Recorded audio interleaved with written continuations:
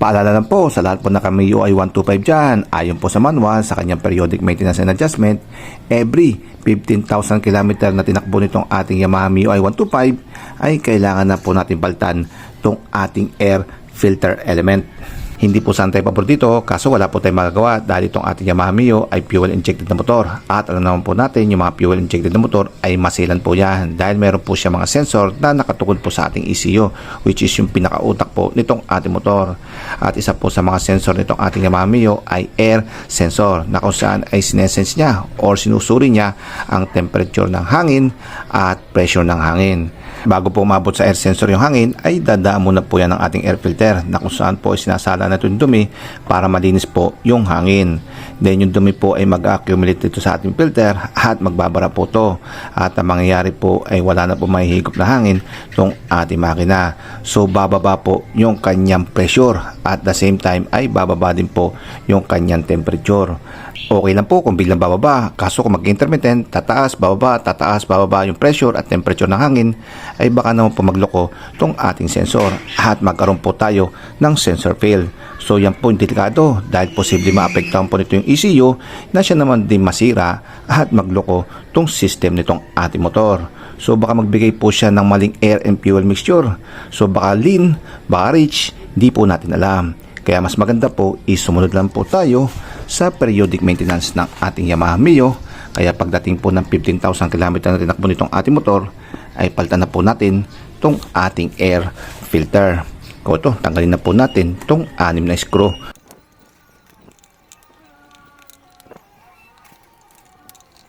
After nyo po matanggal yung 6 screw, ito, matatanggal nyo na po yung kanyang cover. Angat-angat nyo na lang, iwas-iwas. Ito na yung ating air filter.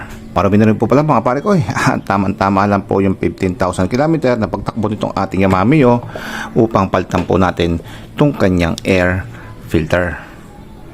Ito na po yung ating bago at nabili po natin ito sa halagang 300 pesos. At kung sa online store na makabibili, ayun, makakahanap po kayo ng mga 220 to 250 pesos na di hamak po na mas mura kaysa po sa mga shop. Ang kanyang model number is 2PH-E4450-20. So ito mga pare ko yun. At ngayon po ay pag-operahin po natin itong bago at luma po nating air filter. At kung makikita po natin is parehas na parehas. Pati po ito yung nakasunod sa kanya, PPMD30. At sa likod naman is parehas na parehas din po. Pati po yung kanilang strainer. At pati po yung mga nakasulat sa kanya. Ito yung meron pang parang dito clock.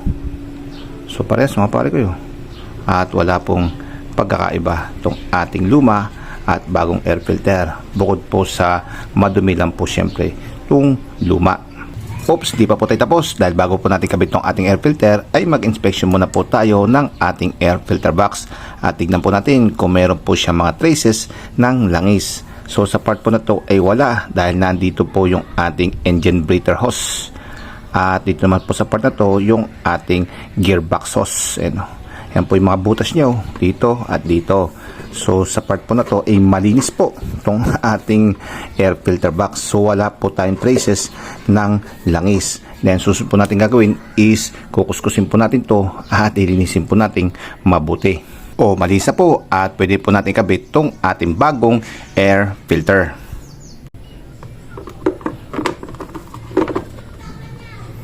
At pati po pala itong kanyang cover ay ilinis na rin natin mabuti.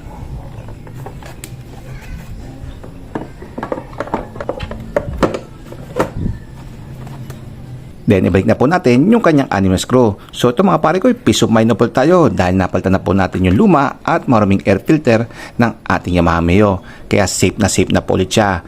Ay, hindi pa pala mga pare ko dahil meron pa po palang isa.